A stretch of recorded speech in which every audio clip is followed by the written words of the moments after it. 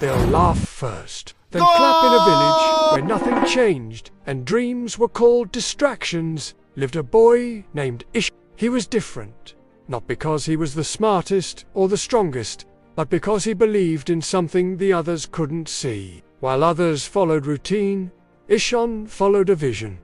At school, he struggled with grades. Teachers said he wasn't focused. At home, he barely had a desk to study. He would sit on the floor with borrowed books. When other kids played cricket, he would sit alone, writing in an old diary, sketching designs, ideas, and dreams. The mockery begins one day in class. The teacher asked everyone, "What do you want to become? Doctor?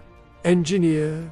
Police officer?" Then Ishon stood up and said softly, "I want to build my own company. I want to create something that the world needs." The class burst into laughter. "Company?" one boy said. "You don't even own a smartphone." Another added, "Your slippers are broken. Bro, you'll open a company in that." Even the teacher chuckled and said, "Be realistic, Ishon. Stick to something achievable." Silence outside. Fire inside. He walked home that day with his head down, but heart burning. At home, he didn't complain. He didn't fight back. He just opened his diary and wrote in big letters, "They'll laugh now, but one day they'll clap." And so he began. Every evening, after school and chores, he'd sneak into the cyber cafe in the village. He had no money, so he offered to clean the place in exchange for 30 minutes of internet. There, he watched videos on business, startups, marketing. He learned from others.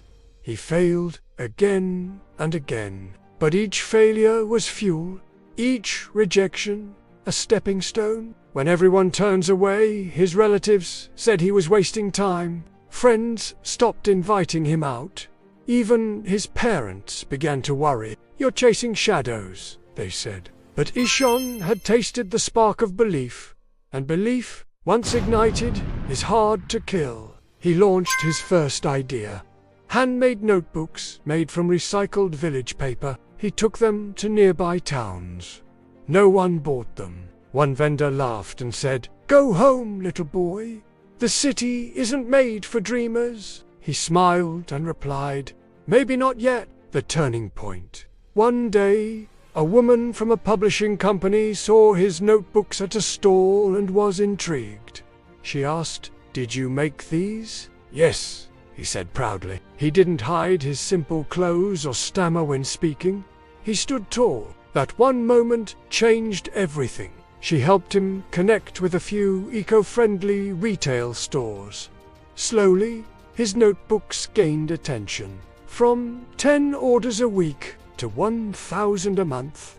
In just 2 years, Ishon's notebook startup, Leaflines, was featured in national news. The same classmates who once mocked him sent him friend requests. The same teacher who laughed at his dream invited him back for a motivational speech. The return when Ishon walked back into his old school auditorium, he didn't wear a suit. He came in his same humble clothes, with the same calm eyes. He stood on the stage and said, "When I said I wanted to build something, you laughed.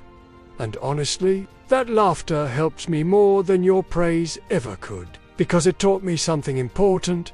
People laugh at what they don't understand. But when you keep going, when you succeed despite the noise, the same people who laughed will clap." And at that moment, the entire hall stood up and clapped. To you reading this, if you've ever been laughed at for dreaming big, if people roll their eyes at your ambition, if you feel like no one believes in your vision, good.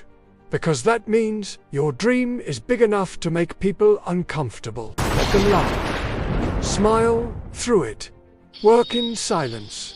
Succeed in peace. One day, the same people who doubted you will stand and say, "I always knew you could do it."